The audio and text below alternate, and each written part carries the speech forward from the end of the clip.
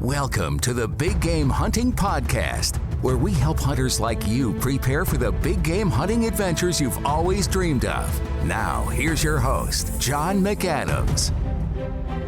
Hello, John McAdams here, and you are listening to episode 127 of the Big Game Hunting Podcast. I've got another cartridge comparison episode for you today. We've been talking a lot about Cape buffalo hunting so far in 2021. Last week, we talked about the .458 Winchester Magnum and the .458 Lot. Well, following along the same lines as the past few episodes, we are going to step down a little bit in caliber and discuss a few slightly smaller, but still really hard-hitting, dangerous game cartridges today in the .416 Rigby, the .416 Remington Magnum, and the new .416 Ruger. Though not quite as big or powerful as the .45 caliber cartridges discussed last week, the .416 Rigby, .416 Remington, and .416 Ruger are all good options for hunters who want or need something a little more powerful than the .375 class of cartridges, but don't want to move all the way up to a .45 caliber rifle for whatever reason. Now, the various lower .40 caliber cartridges are generally not as popular as the bigger .45 caliber or the smaller .375 or 9.3 millimeter cartridges. However, there are certain advantages associated with those .416 caliber cartridges as well. So in this episode, I'm going to do a detailed comparison of the .416 Rigby, the .416 Remington Magnum, and the .416 Ruger, and discuss the pros and cons of each one so you can make an informed decision regarding which one will work best for your needs.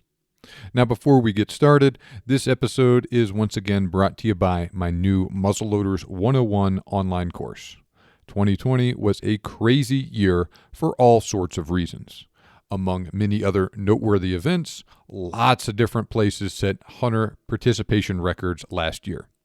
Over-the-counter tags sold out in record time in some places, and demand for many drawn hunts was through the roof compared to 2019. The bottom line is that there were way more people than ever out in the woods last year, and there's a good chance that will continue in 2021. As I've mentioned many times, it often pays to stand out from the crowd when you're hunting. Sometimes this means hunting in areas where other people can't or won't go.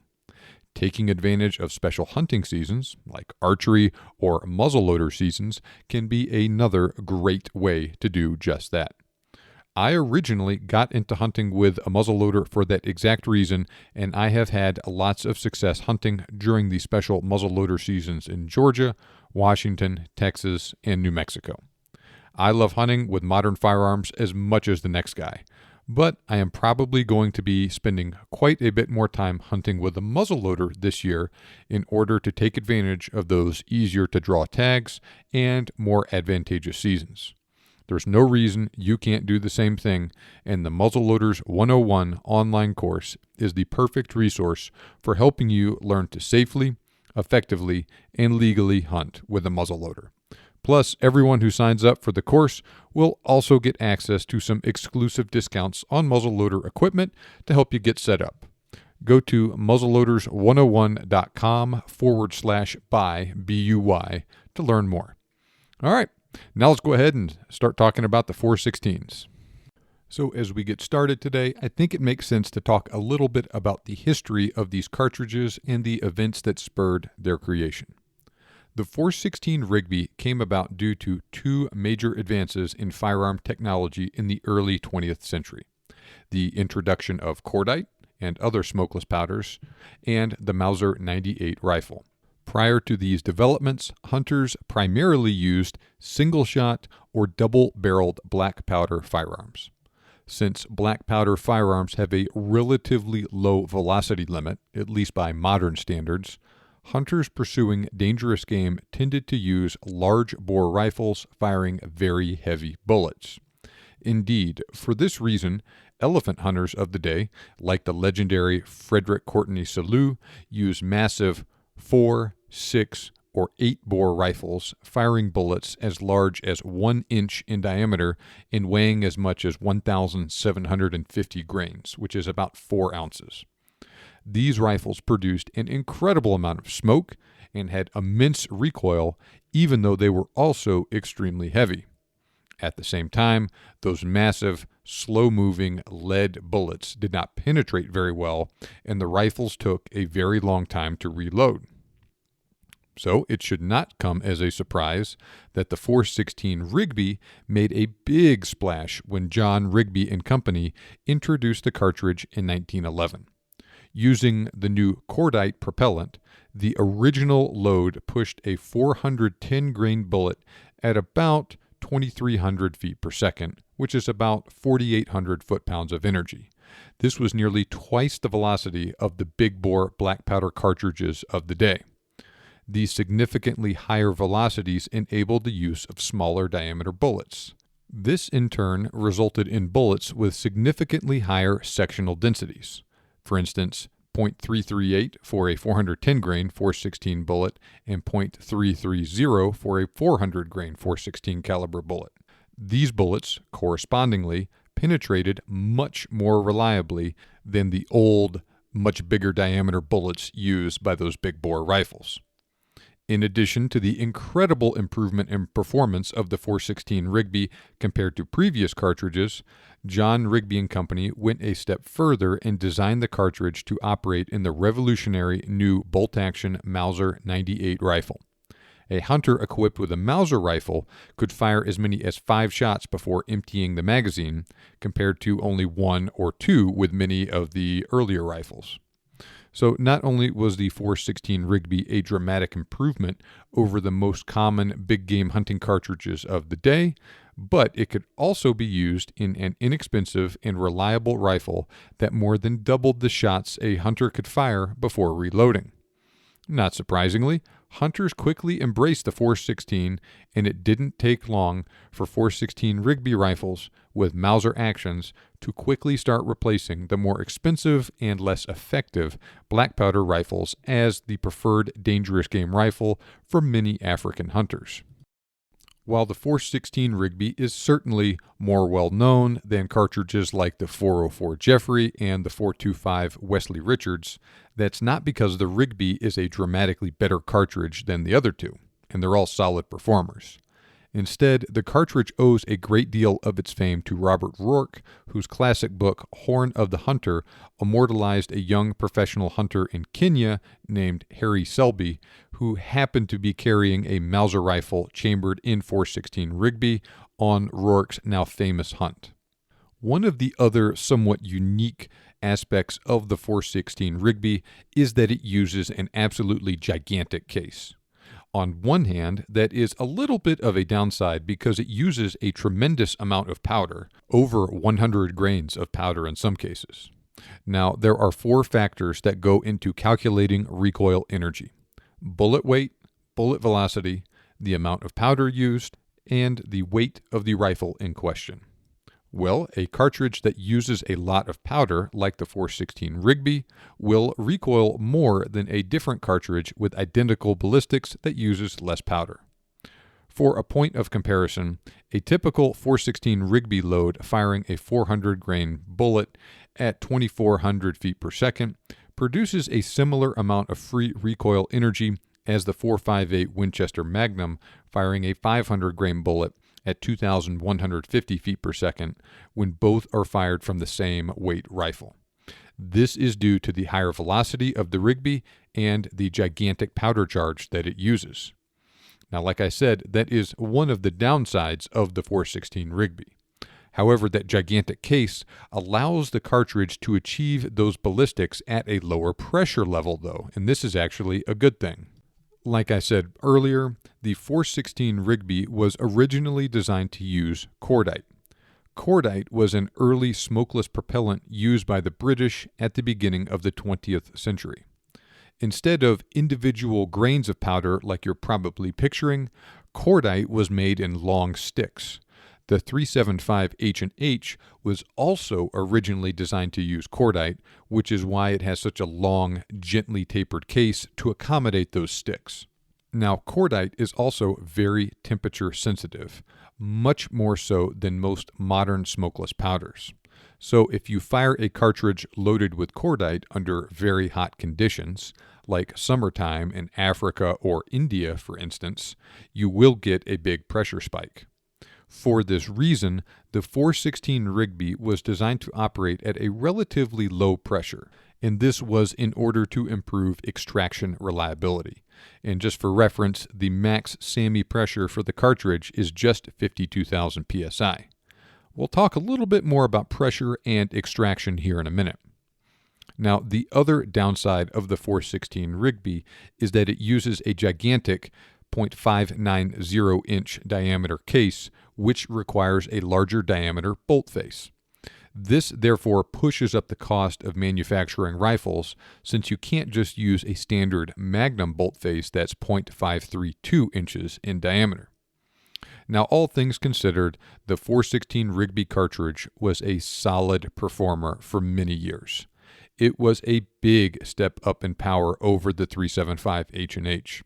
For comparison, a 300 grain bullet from the 375 H&H at 2,500 feet per second produces 4,100 foot-pounds of energy and 107 foot-pounds per second of momentum, while a 400 grain bullet from a 416 Rigby at 2,350 feet per second produces 4,900 foot-pounds of energy and a whopping 134 foot-pounds per second of momentum.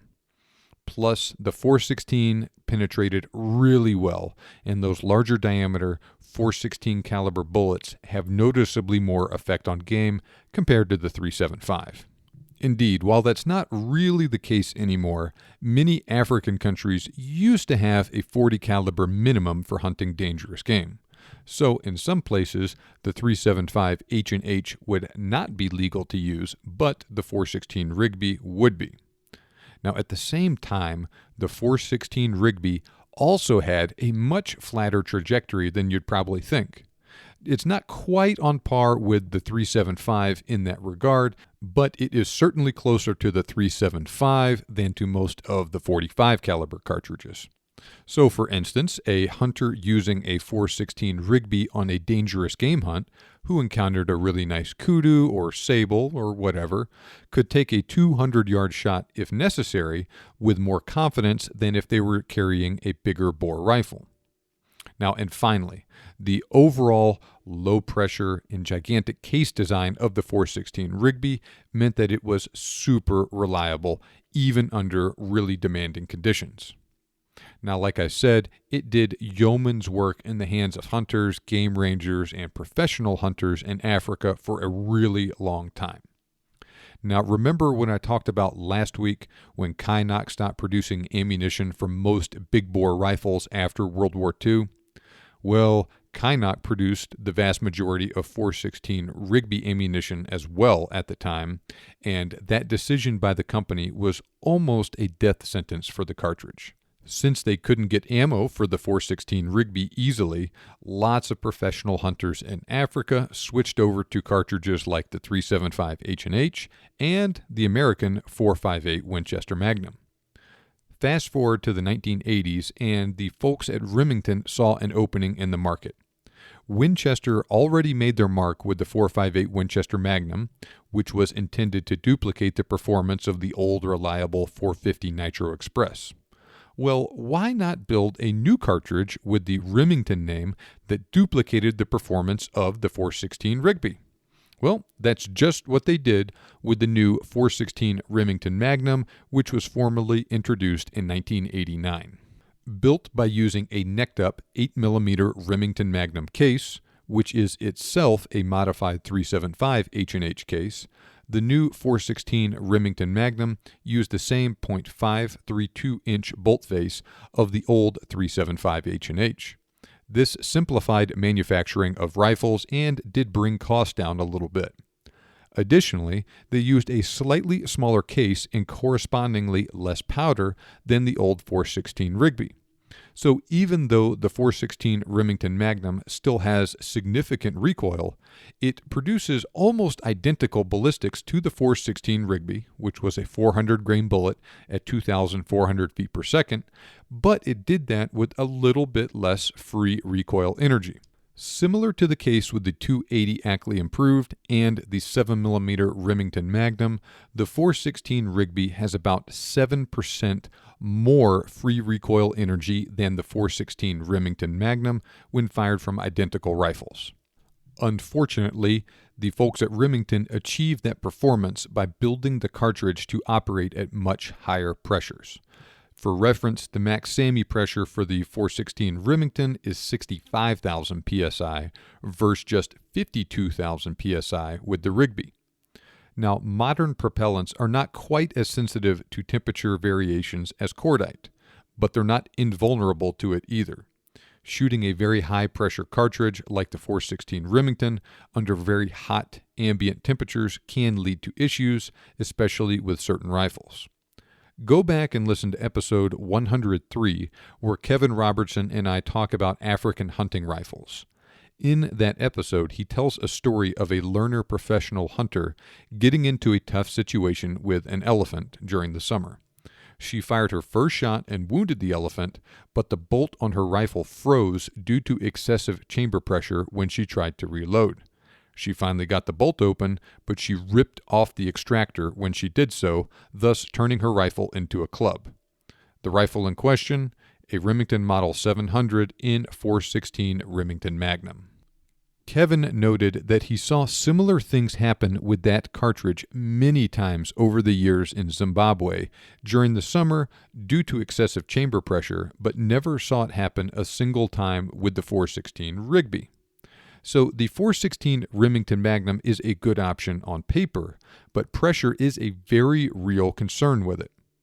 Now, interestingly enough, the introduction of the .416 Remington in the late 1980s resulted in a resurgence of interest in the .416 caliber in general. In fact, it also led to a revival of the .416 Rigby, and some of the big American ammo manufacturers have since started producing .416 Rigby ammo and reloading components. So instead of replacing the .416 Rigby, the .416 Remington Magnum currently supplements the cartridge instead. Now, the resurgence of interest in the .416 caliber also spurred the development of another cartridge, the .416 Ruger, in 2008. The .416 Ruger also basically duplicates the performance of the .416 Rigby and .416 Remington Magnum. However, like its little brother, the .375 Ruger, the .416 Ruger does so in a shorter case that can fit in a standard length rifle action. It uses the same .532-inch bolt face as standard Magnum cartridges like the .375 H&H, .416 Remington, .458 Win Mag, etc. However, unlike all of those cartridges, the .416 Ruger and the .375 Ruger uses a beltless case. So the entire case is essentially the same diameter of the belt that protrudes from the case of the .375 H&H and all the cartridges descended from it. This means that the Ruger cartridges have very large case capacities without being very long. While the .416 Rigby and .416 Remington both require a Magnum-length rifle action, the .416 Ruger instead uses a standard-length action, which is the same as the .30-06 and similar cartridges. The .416 Ruger is also a higher-pressure cartridge, but not quite to the extent of the .416 Remington. It has a SAMI maximum pressure of 62,000 psi versus 65,000 psi for the .416 Remington and just 52,000 for the Rigby. All things considered, the .416 Ruger has a lot of the same advantages and disadvantages as the .416 Remington. It's higher pressure and thus more prone to excessive chamber pressure in hot weather, but not quite to the same extent. But it's also more of a quote-unquote standard size cartridge, which does help with manufacturing rifles and keeping costs down. Purely on paper, I'd say that the 416 Ruger might actually edge the 416 Remington in overall performance, though.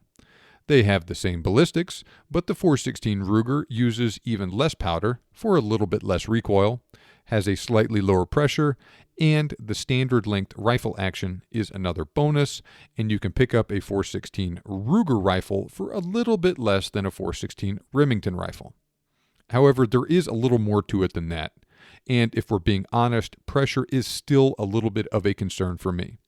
The 416 Ruger also doesn't have the reputation that the 416 Remington has in that area, but it is still really hard to hold a candle to the 416 Rigby in terms of reliability either. Okay, now let's talk about ammo for each of these cartridges. Since the 416 Rigby, Remington, and Ruger are all intended for a specific niche in the hunting community, none of them are extremely popular in absolute terms. Really, the various 416 calibers are less popular than the 375s and the 458s when just comparing them to other dangerous game cartridges. Even so, they are popular enough that there are some good options from the big ammo companies. The exception is the 416 Ruger. At this time, Hornady is the only company I know of that makes factory-loaded 416 Ruger ammo, which they offer as part of their dangerous game line with the DGX bonded and DGS solid bullets. Fortunately, even though you only have one option with the 416 Ruger right now, it is a really good one. Now, the 416 Rigby and 416 Remington Magnum are available from Barnes with their Vortex Safari line loaded with TSX and banded solid bullets. Now, this is an interesting distinction for the 416 caliber cartridges. Without going into detail on the subject, due to ATF regulations on armor-piercing ammunition, Barnes does not offer their excellent banded solid bullets in 375 or 458 caliber. However, they are available as loaded ammo for the 416 Remington and 416 Rigby, as well as component bullets for hand loaders for all three cartridges. Moving on, Federal Premium offers ammunition for the 416 Rigby and 416 Remington with their Cape Shock line loaded with trophy-bonded bear claw and sledgehammer, Swift A-frame, and Woodley Hydro solid bullets. They're also available from Hornady with their Dangerous Game line loaded with DGX bonded and DGS solid bullets. Norma with their African PH line loaded with Woodley Full Metal Jacket and soft nose bullets. Nosler with their Safari line loaded with Partition and Safari solid bullets. And Swift loaded with their A-frame and breakaway solid bullets. Now, while they're all usually much more expensive than smaller bore centerfire rifle hunting ammo, 416 Ruger ammo is generally moderately cheaper than 416 Remington ammo, which is in turn a little cheaper than 416 Rigby ammo. That said, factory ammo for these cartridges typically costs $100 to $200, sometimes more for a box of 20. Since these cartridges are used by a relatively small segment of the hunting community, not every sporting goods store keeps 416 caliber ammo in stock. The 416 Remington is usually a little bit more common, but a store that carries one of them usually keeps the other two in stock as well. During normal times, most of the big retailers in the USA will usually have a couple of boxes of each on hand, but that's not always the case. Availability of these cartridges is usually better online, and just as a point of reference, even with everything going on right now and the crazy ammo shortage we're going through as of January 2021 in the United States, I just looked online at Midway USA, and they have a really good selection of 416 Remington available in stock and ready to ship. A couple of options for 416 Rigby ammo in stock, and nothing in stock for 416 Ruger. So take that for what it's worth. Fortunately, reloading components for all of these cartridges are widely available, and the high price of factory ammo and the difficulty involved with obtaining a reliable supply of ammunition at times does make these cartridges very popular among handloaders. Luckily, there is a pretty good selection of outstanding quality .416 caliber bullets suitable for use on dangerous game that handloaders can choose from. Just about all of these bullets that I previously mentioned as available in factory ammunition are also usually available as component bullets. Now let's talk about .416 caliber rifles. The rifle situation is very similar to the ammunition situation with these cartridges. There is one option for .416 Ruger rifles and a handful of options for the Rigby and Remington. Ruger is the only option I know of for the .416 Ruger these days, and they offer their guide gun and Hawkeye African in that cartridge. The Ruger No. 1 is no longer in current production in that chambering, but it was also available in .416 Ruger for a time as well. The upshot here is that even though there are limited options for rifles, just like with ammo, prices for .416 Ruger rifles are the least expensive of the bunch. Additionally, the weird thing is that even though it is only available from Ruger in either the Hawkeye African or the guide gun, the .416 Ruger might actually be the easiest one of the bunch to get a reasonably priced factory new rifle for these days. Well, .416 Remington rifles in current production include the Winchester Model 70 and the Blaser R8. So there are some options for that cartridge, but they are a little more expensive than the Ruger rifles. You can also get a .416 Rigby directly from Rigby. Those are great rifles, but you are going to pay through the nose for them. And aside from those offerings from Rigby, I am not aware of any rifles in current production that are made in .416 Rigby. Until very recently, the CZ550 was a great option in both .416 Remington and .416 Rigby. Unfortunately, it appears as though CZ just stopped production of the CZ550 in early 2021. Hopefully, this is a temporary measure since demand is still through the roof for guns and ammo right now, and I imagine that CZ is merely trying to focus their production efforts on other higher demand products. It would be a real shame if CZ completely stopped production on their Safari Magnum rifles, because they were a great option for hunters in 375 H&H, .416 Rigby, .416 Remington, .458 Win Mag, .458 Lot, etc. Now, the .416 Remington and .416 Rigby were also available from Ruger at one time in their single-shot No. 1 rifles. The .416 Rigby was available from Ruger in the M77 Mark II rifle for a time as well. Interestingly enough, while they once did, and you can still get them used, Remington does not currently manufacture their flagship Model 700 in .416 Remington Magnum, but their competitor Winchester does with the Model 70. That should say something to you about the importance of using a controlled round feed rifle with a good claw extractor on a dangerous game rifle, especially with high-pressure cartridges like the .416 Remington Magnum. So, which one is right for you? Do you need a cartridge ideally suited for hunting dangerous game like grizzly bear, Cape buffalo, water buffalo, or elephant? With modern ammunition, all three cartridges are excellent choices that provide a little more powerful than the .375 class cartridges with a flatter trajectory than the .45 caliber class cartridges. The .416 Rigby has the longest proven reputation of the three. The .416 Remington is a good option, but be careful in extremely hot weather.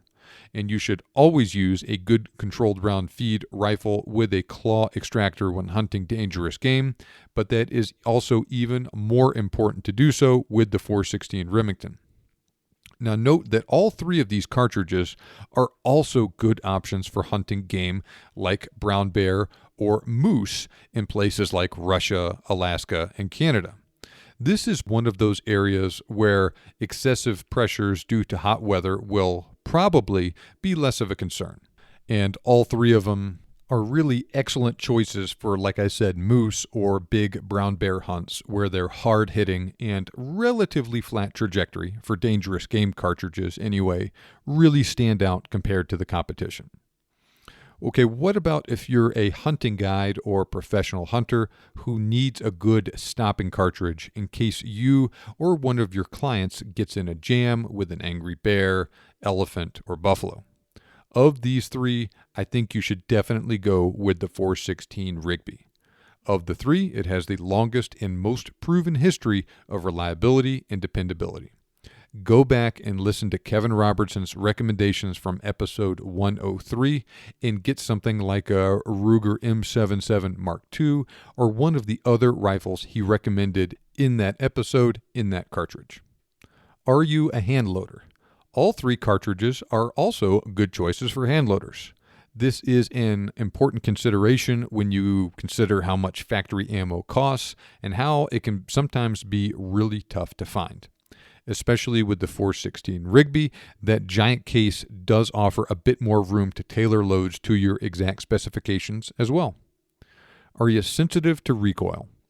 While all three cartridges have a pretty stout recoil, the 416 Remington has a little bit less than the 416 Rigby, and the 416 Ruger has a little less than the 416 Remington, with identical ballistics in identical rifles.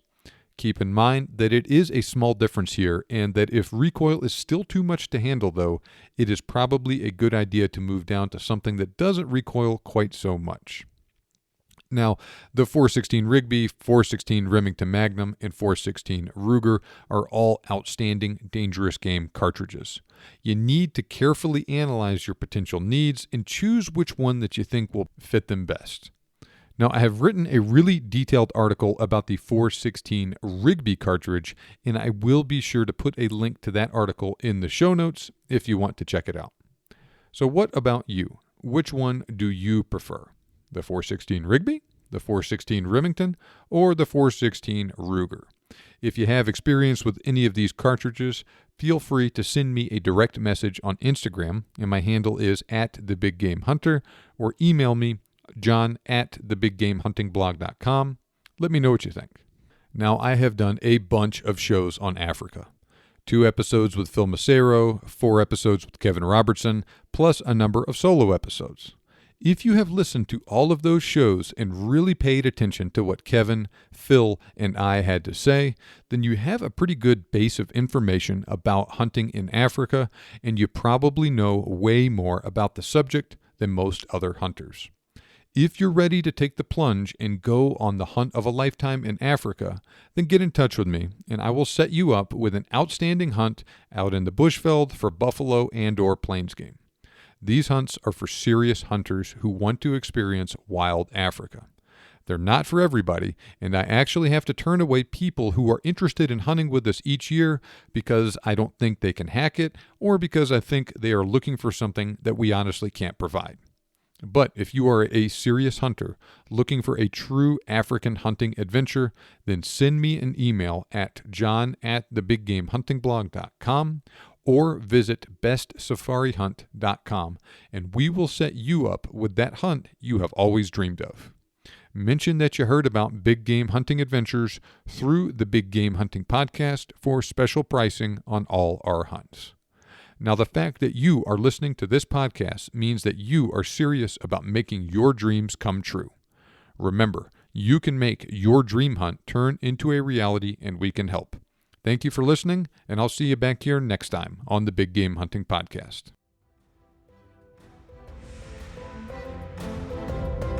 This show may be over, but we have plenty more for you on our website.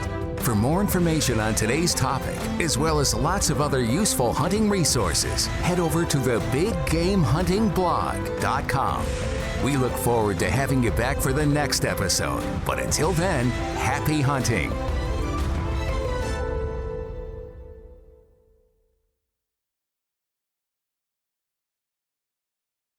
Americans love using their credit cards, the most secure and hassle-free way to pay. But D.C. politicians want to change that with the Durbin-Marshall credit card bill. This bill lets corporate megastores pick how your credit card is processed, allowing them to use untested payment networks that jeopardize your data security and rewards. Corporate megastores will make more money, and you pay the price. Tell Congress to guard your card, because Americans lose when politicians choose. Learn more at guardyourcard.com.